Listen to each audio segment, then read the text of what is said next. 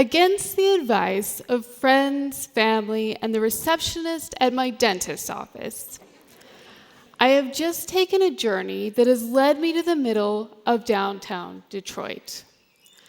I am facing an alley in between two massive skyscrapers. I am lost, I'm alone, and it's starting to get dark. Should I walk down this alley? What led me to this point was a question that kept coming up in my career. As an instructional designer, I've created online classes for hundreds of students. A good designer can take an empty virtual space and fill it with content that intentionally influences the ways people think and act. But early in my career, I saw that students were lonely. Even when learning was happening as I designed, students often felt disconnected from each other and from their classes as a whole. And that is when I realized there is something better than good design. Something I'd like to call serendipitous design. And serendipitous design happens when you intentionally create the environment for happy accidents. And I love that so much, so I'm going to say it again.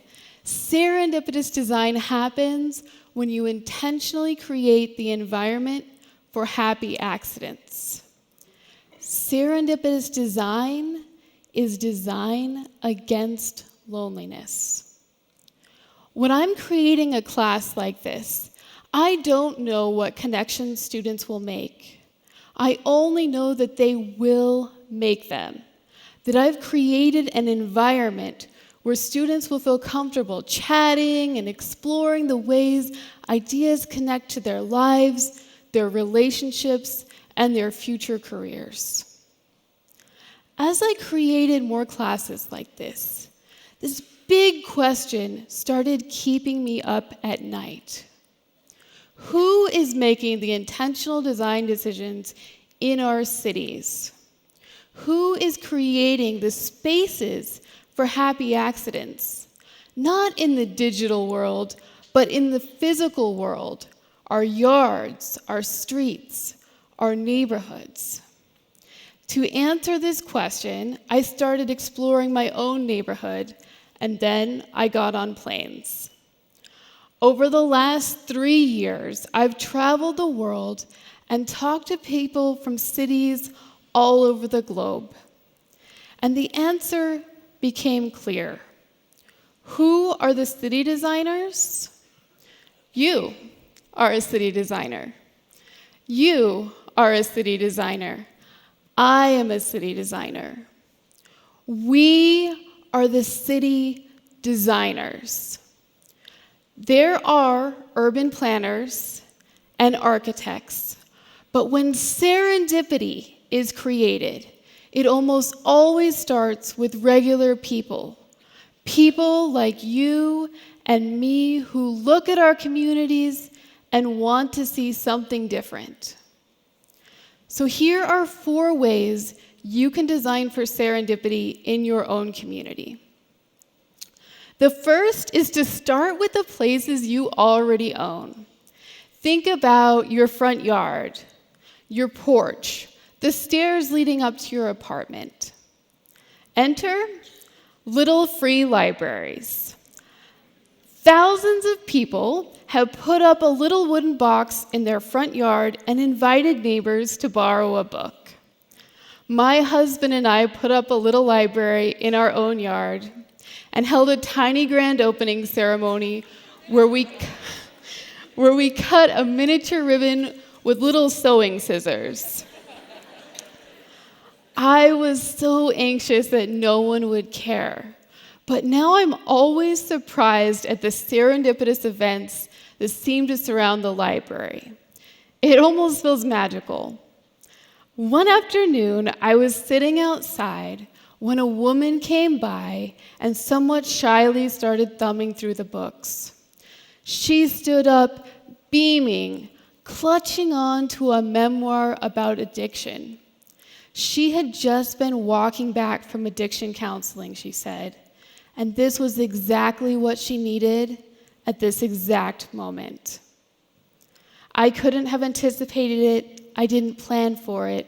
I could only create the environment that encouraged it. And that's serendipity. How could you invite happy accidents into the spaces you own? Perhaps you'll plant a front yard vegetable garden. Perhaps, like one Boston couple, you'll go out in the middle of winter, build a snow bar, and offer drinks and conversation to anyone passing by. Perhaps, like suburban dad Mike Lanza, you will rip out your front yard lawn and build the best front yard playground the neighbor kids have ever seen. The second way that you can be a designer is to create points of connection in public spaces. What could you add to a public space that will encourage people to start a conversation with a stranger? Think about monuments. Most monuments are simply left in a place. They are the sender of the message, and the public is the recipient. But a design decision can change everything. A group wheels up a brightly painted piano next to a monument. It has a card on it with 2 words, "Play me." Suddenly, it's not a static environment anymore. Someone walks by, does a double take. Someone walks by, sits down, starts playing. People watch. They listen. They applaud. They discuss. Maybe they'll even sing along. We don't know exactly what they'll do. We only know the environment has been created for them to connect with each other and the place they're in. And that's serendipity. The third way that you can be a designer is to inspire a new vision for decision makers in your city.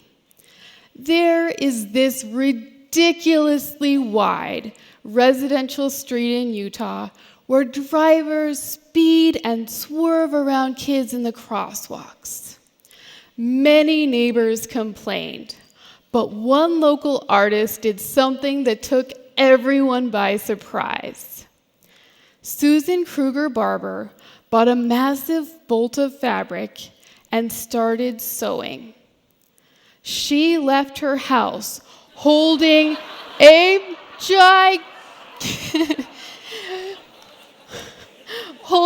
gigantic 40-foot bright orange pedestrian crossing flag, and then she marched through those intersections. Meanwhile, the cars still sped and swerved around her. Susan made sure that this was all caught on tape and then shared the video online.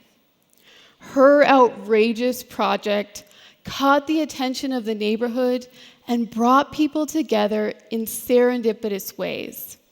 A group of neighbors started talking and threw a block party where they staged a temporary street redesign with spray chalk and orange cones. They sprayed bicycle symbols onto the road and made temporary parks on the sides of the street.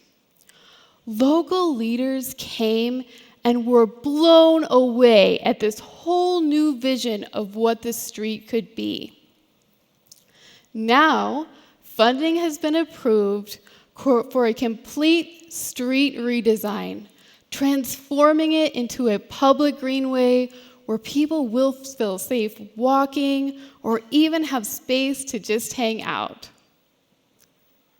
The fourth and final way that you can be a designer is to tell a really good story.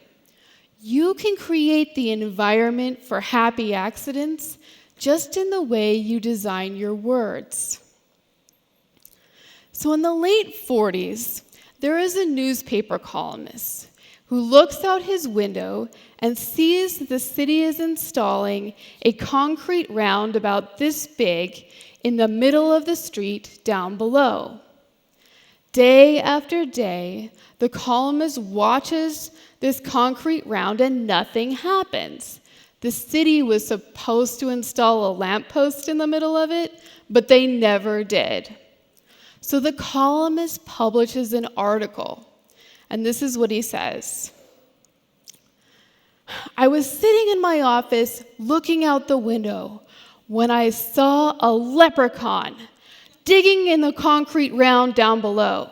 So I jumped up, ran down the stairs, grabbed the leprechaun, and demanded my wish. I wished for my very own park.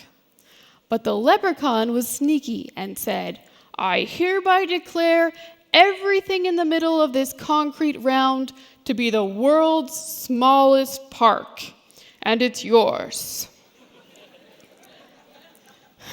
Over the years, this story of the concrete round being the world's smallest park took on a serendipitous life of its own.